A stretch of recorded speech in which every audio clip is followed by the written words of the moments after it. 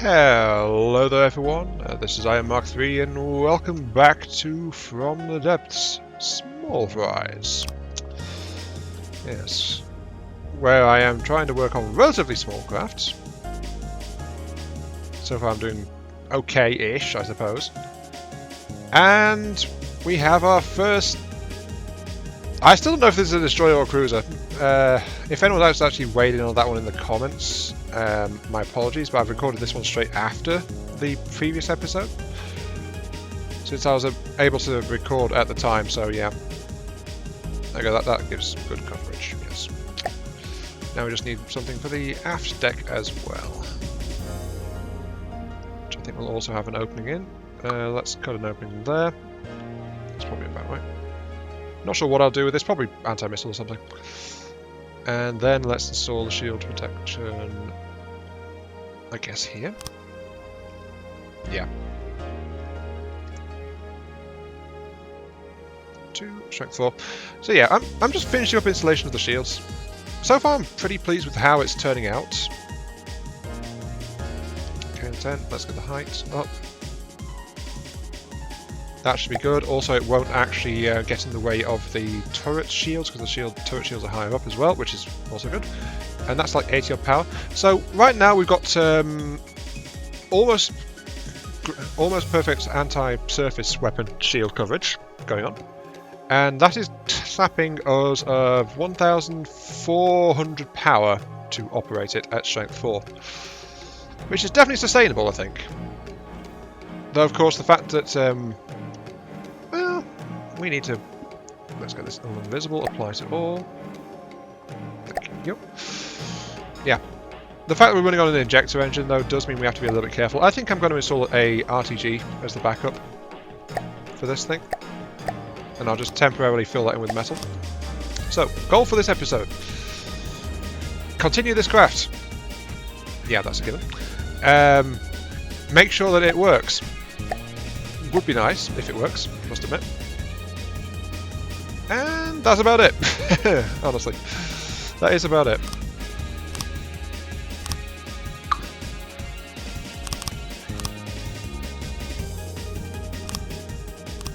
I guess that'll do for an AI core, won't it?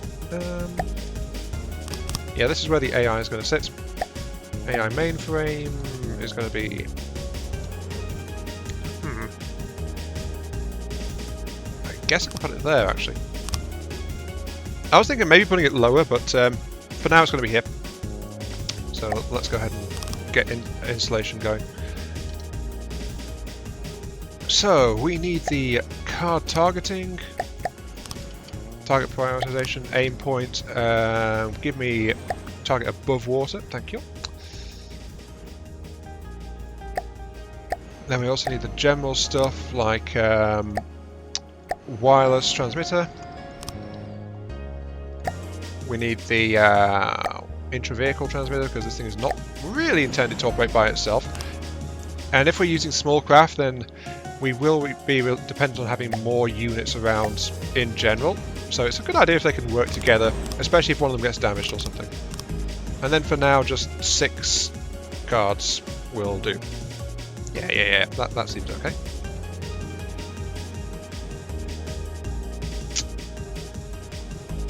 Actually, that's not the most efficient use of the space, is it? If I packed in more components, this thing can handle up to 4. Yeah, we can increase the density if we change the layout a little bit. So apologies, parts I just installed. You're going to get moved down a little bit, like that. And then we're going to extend it like so. So this is going to be how we're going to pack it in.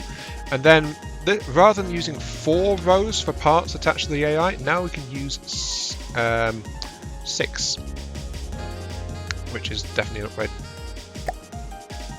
Yeah, this thing's going to have a decent AI. We might not even need all this space. Depends how much AI detection I pack into it, if I'm honest. Actually, yeah, we probably are going to need this. I have a habit of building high accuracy craft, so yeah, we're going to need it. We're going to need all of that.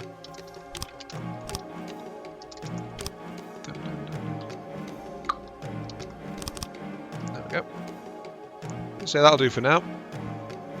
Expand it a little bit when I get stuff sorted out. Oh dear. Right. We got some AI going on.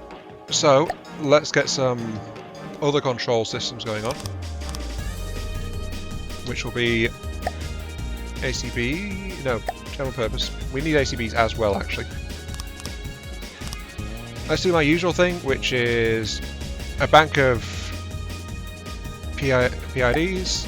Then we want some ACBs, which will control the shielding. Then that's actually getting up to the base of the armor there. So I think that's going to be okay for the time being. I think yeah, we're going to have to cut off slightly there, aren't we? Okay. That'll do, for sure. Right, you guys, you are the shield ACBs. I'm just showing this on the video. This is like, I do this but as a matter of course on any of my ships. But sometimes, well, it used to be. It's been a while since I've done much of this. So I don't know if this is appreciated or not, but I do kind of like to show that things are happening. So here we go. Shield control ACBs. If there's no enemies, priority 0, then your target action will be shield projectors, set type to 0. Right, then this one is, if there's an enemy, then this one will fire up the shield projectors. Find the blooming thing. I found it a few seconds. Oh wait, I'm in the wrong tab. Of course I can't find it. Right. Shield projectors.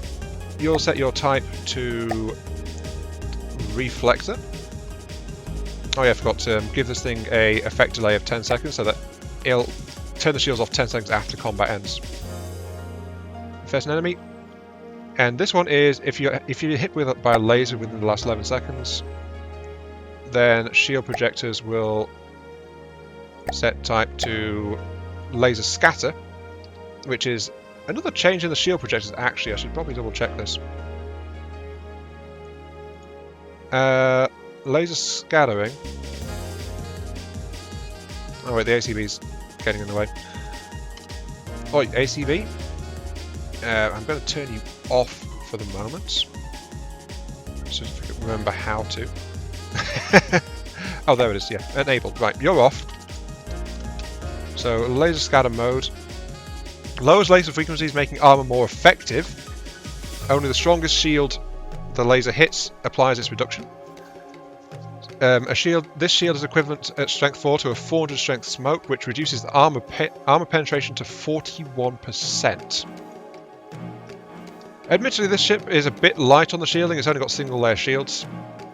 I could probably ramp it up to double, but I'm keeping this relatively simple right now. There you go, you're enabled. Relatively simple, he says after spending like... I've spent a couple of hours on this craft actually, I think.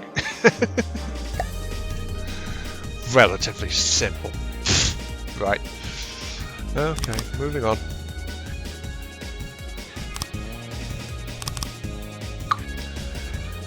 One thing I will say though for the craft defences, it is fitted with 2 meter armour as a minimum, so yeah. All sections carry 2 meters worth of armour plating. It's nothing exciting, it's only pure metal. Except for a couple of spots where it's a little bit thinner through sheer necessity, but the deck also has the 2 meters, so its weakness is actually directly underneath. If I'm honest.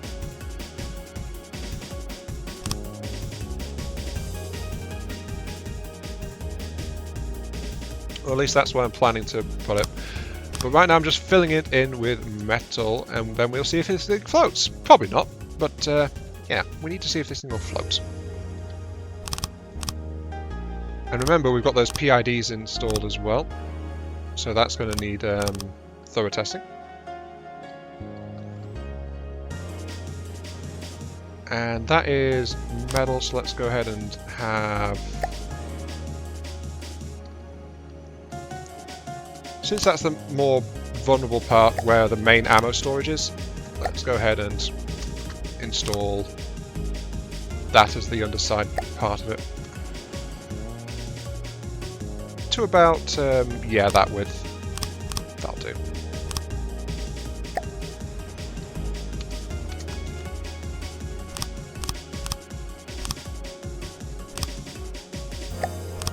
So yeah, this little bulge is just like, so it's not completely flat underneath it, kind of thing. Oops. Wrong piece. There we go. And we'll just continue along to the front, where we will have one of the primary propellers. But this thing isn't ready to float just yet, so we're still working on it. Don't worry, this boat will soon be in the water where it belongs, splashing around and making a complete and utter fool of itself.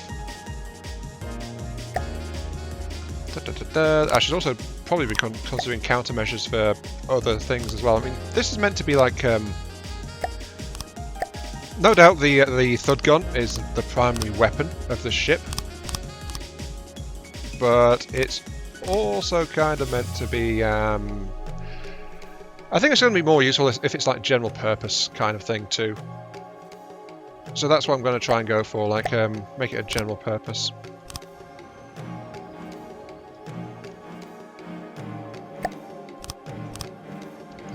The under keel, let's see, water, props, huge circular prop, doesn't quite fit, so I'm going to go ahead and bring it back a little bit. It's a good idea to have it a bit further back anyway, because it's like, it helps with the general protection of the hull. And then we'll have this forward propeller located just there. There we go, and that's got a clear line of sight. Though I'm going to add more propellers underneath as well, because it's... I know I keep mentioning this, but it really is good to have propellers scattered around the place a little bit.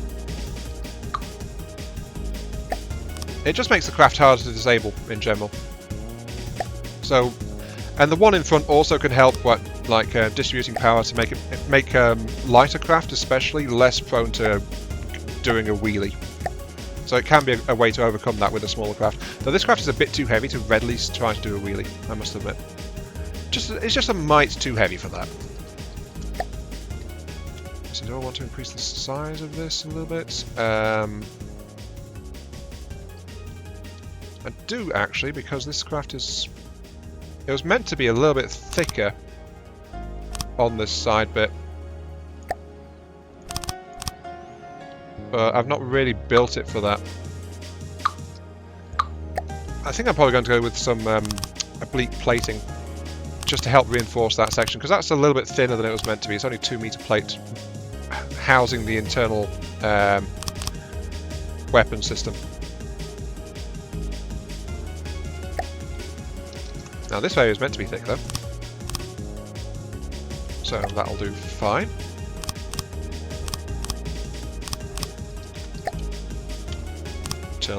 Internal ammo supply. Let's go ahead and button this bit up a bit, I suppose.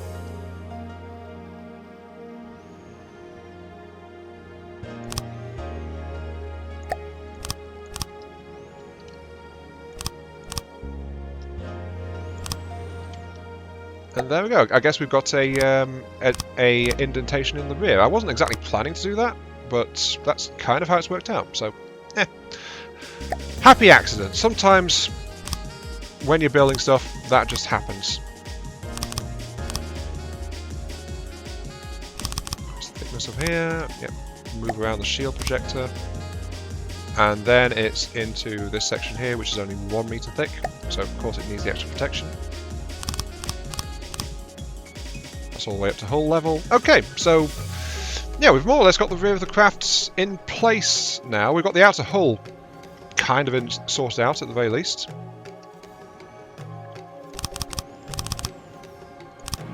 So let's just go ahead and continue with the more vulnerable underside, and then we'll be able to see exactly what kind of characteristics this craft is going to have in the water.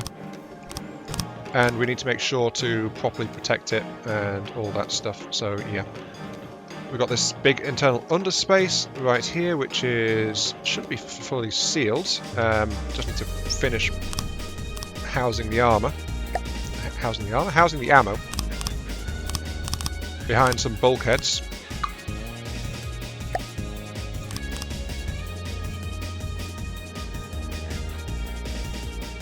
Yep.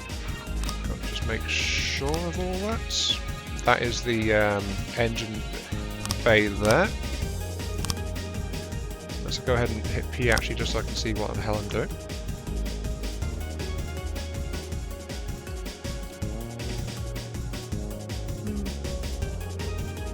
Yeah, it's gonna be low.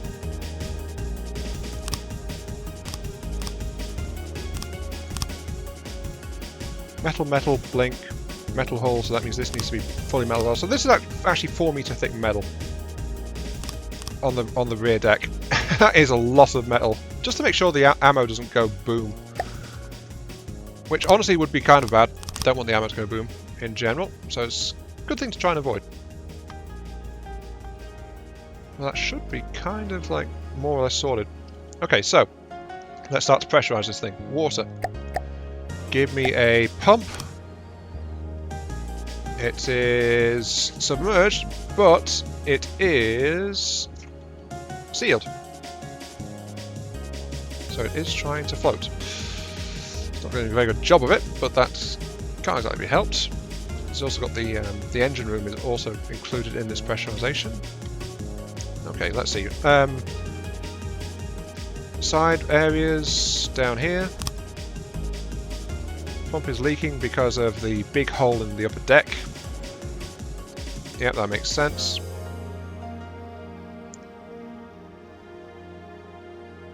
We are not entirely stable. This boat design in general is actually a bit top heavy.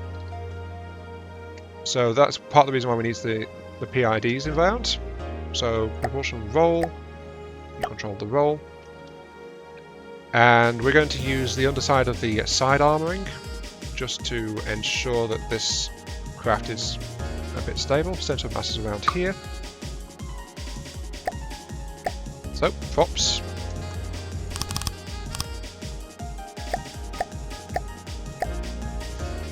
Okay. Roller, nothing, spread, release.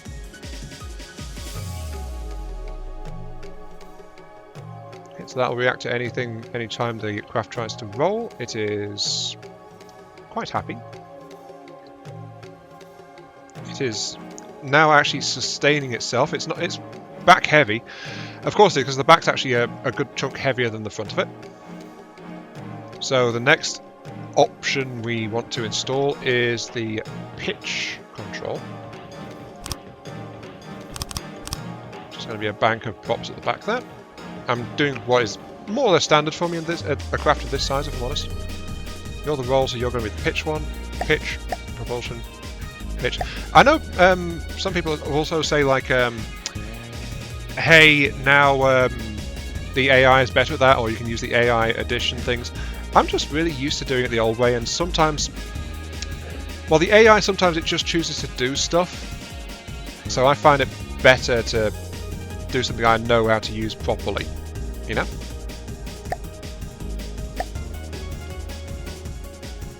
So maybe I'm just being old-fashioned or a stick in the mud, but this works, and in some ways I find it better than trying to use the AI for it, so it's something.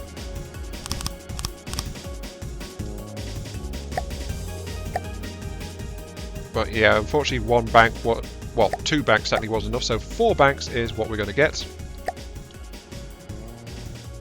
And of course that means I need to seal up the interior again, since it got flooded. But there you go, that is now sustaining its pitch relatively well. It is, however, a bit low in the water, so this is going to cause it some problems as far as speed is concerned. So, lastly, we need to install some flipping altitude control. There's nothing in here yet. So let's go ahead and install attitude control of the front here.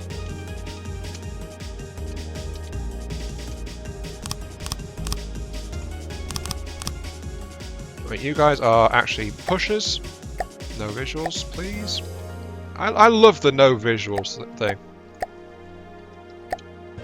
I just turn off visuals habitually whenever I can when I've got a lot of small propellers like this. Because, just to get rid of the water splash, you know? Okay, continuing. Pitch, roll. Since we are going with the vertical, let's go ahead and give you a vertical control. Mean sea level. And you guys are trying to push the craft upwards. Not sure what you're trying to do there, but you are trying to do something. So I think we just need some additional control for pushes. Oh dear. And I've just realised how long I've been going on actually. My apologies, I was not planning to do this. Like, continuously show my work as I try and do stuff. You are pushers. And you are pushers. There it goes. It's now riding a little bit higher. It is definitely not enjoying the fact it's back heavy like this. But hey, it's a thing. Okay, moving on. I swear this is going to turn into a second build episode, isn't it? Right. AI mainframe. You are going to get the behaviour of General Naval. Activate. Your maneuver mode is just like flat out ship or tank. Activate. And now it is trying to do something. The back is definitely suffering because of its sheer weight though. It needs better pitch control than it's actually got.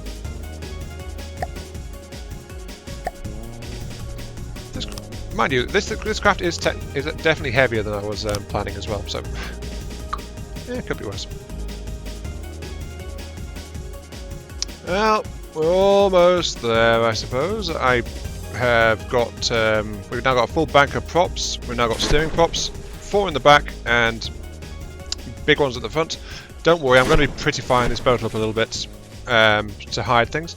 I mean, we've got a lot of banks of propellers exposed in the middle and a few gaping holes in it as well, but yeah, definitely looks very sleek and aggressive, doesn't it?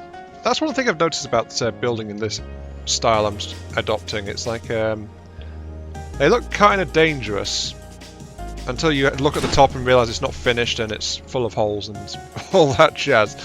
Anyway, let's just continue. We want other additional weapon systems, which is why there's still a big hole in the upper deck here. So let's go ahead and get some housing put together for this, at least. Let's go ahead and do a downslope 4, I think. Now maybe we could do with it being a little bit further forward.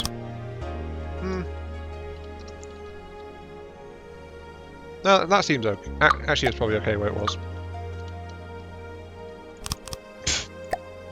Don't worry. I will get things done. Don't worry.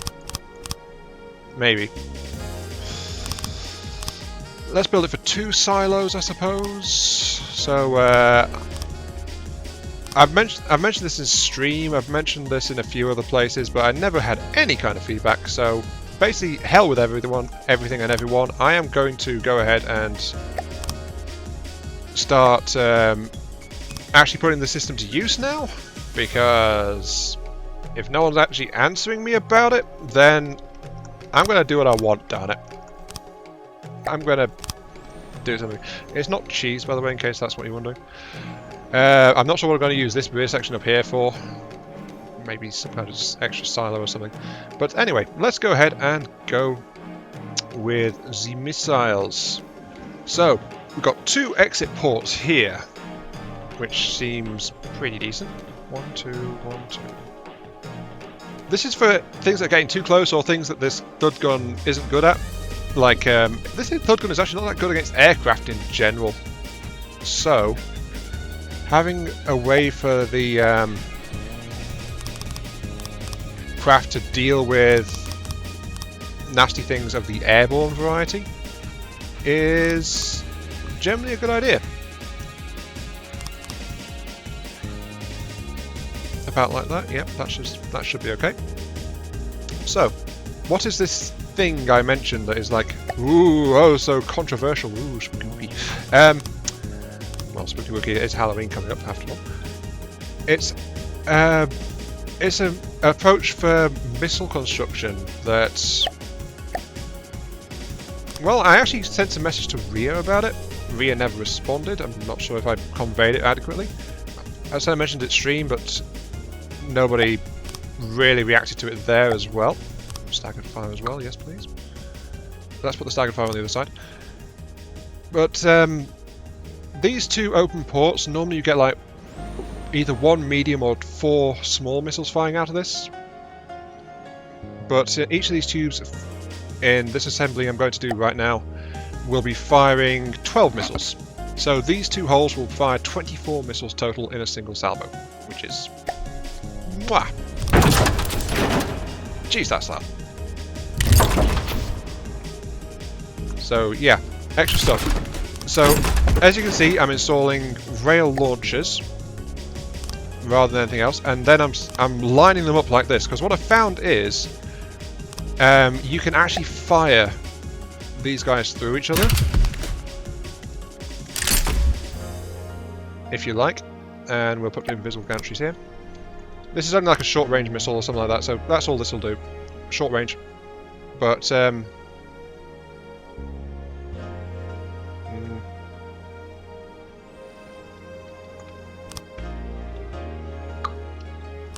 can be a little bit buggy sometimes, I must admit.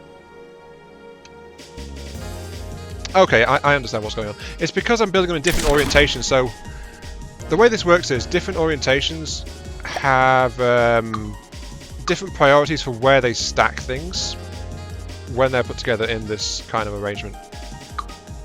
So what I want is an arrangement that will actually configure itself properly for what I'm trying to do. Since technically I'm taking advantage of a glitch.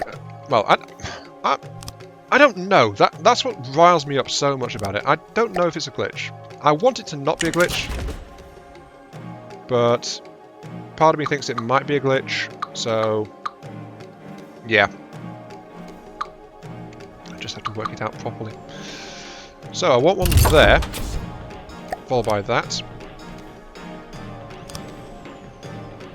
And what I want is a rail launcher beneath it.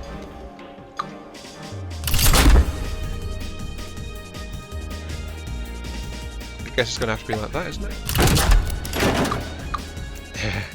So loud. But yeah, that should keep it from merging into that. And then lastly we need to have a... Okay, that merged upwards. And then that merged downwards. So you can see my frustration at it. It's like, it's a bit confused about what's going to merge where.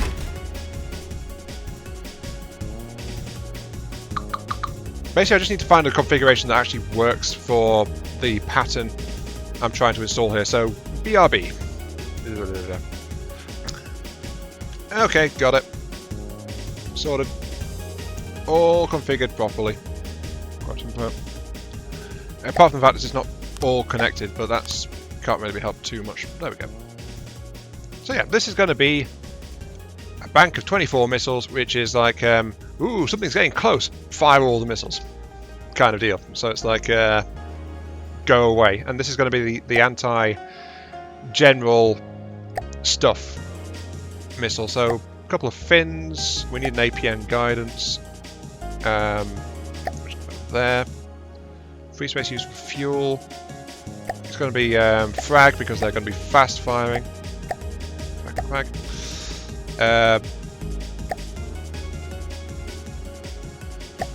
It's not going to be infrared, it's going to be just like active radar. So this is like fire and forget. Everything goes. 0.1, 0.1. Thrust lock. Don't really. I've never really tried using thrust lock before actually. But there we go. Treble frag. Thrust duration is 6.2. So we do actually need to have a fuel in there, so there we go. But because we've got the APN providing fuel as well, we can boost the speed, 0 ramp time, and needs to last 10 seconds. There we go. So, final stats on one of these 2-block small missiles. 330 health, these things are not going to get past any kind of defensive fire. Reloads every 14 seconds, 50 ammo per shot, lifetime 10 seconds, yada yada. It does 8 fragments with 400 damage each. Actually, that's something I forgot to do. I like to boost these things up to 120. Just because it's still got a forward firing cloud, but in general it's like more powerful. So 526 per fragment now. That's like 4,000 odd damage raw coming out of this thing. And the fragment AP is 6, so again, light armor shredder. Small, fast things, these guys are going to give a hard time. Especially as they go at 243 meters per second on launch. That might be a little bit high for this launch mechanism. As I mentioned, like, speed is an issue for it. If a missile goes too fast, basically it detonates inside the launcher. So, yeah. Slight issue there. All that's left is really to armor it all up, so... box metal beams. And I don't know if you guys heard, but my alarm went off in the background as well, so that means it is actually time to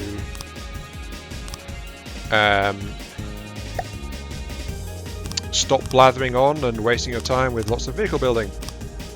Next time we will fight something, because this craft is on the verge of being ready to engage. So yeah, promises, promises, promises. Doesn't require that. Weapon slot 2. AI, local wep. Okay. So yeah, this video has gone slightly higher than planned, but can't be helped. Your weapon slot 1. That's also weapon slot U up as well.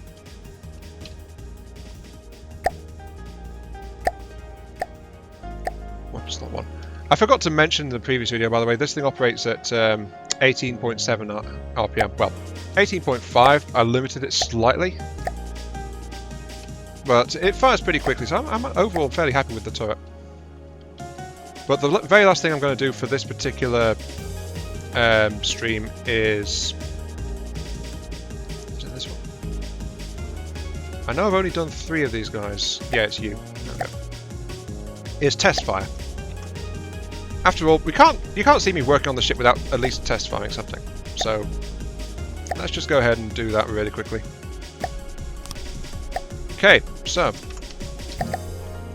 thud gun.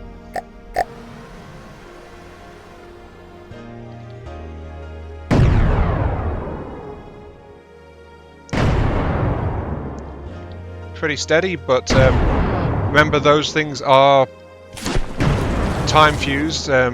Flak HE. So yeah, it's not too bad at all. And then if things get too close, this is what's going to be waiting for